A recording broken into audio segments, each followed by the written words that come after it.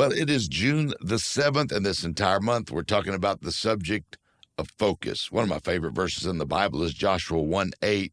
Joshua was certainly a man of greatness and a man of focus, handpicked successor to Moses and the great leader in the Old Testament.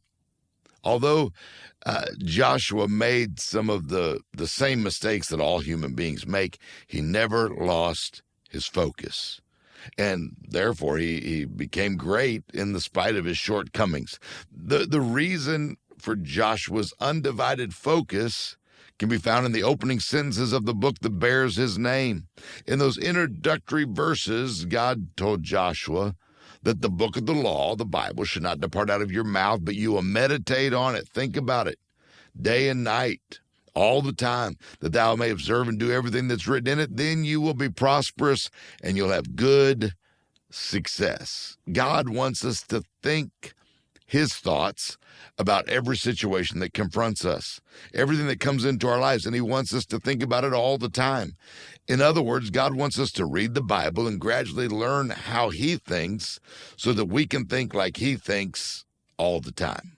Don't you wish you could think like God thinks? Well, that'd make your decision so much easier. No matter what the situation, whether it's day or night, whether you're at home or at work, whether the circumstances are good or bad, whether we are joyful or bewildered, whether we're alone or with other people, God wants us to think about every situation in our lives the same way he thinks about it all the time.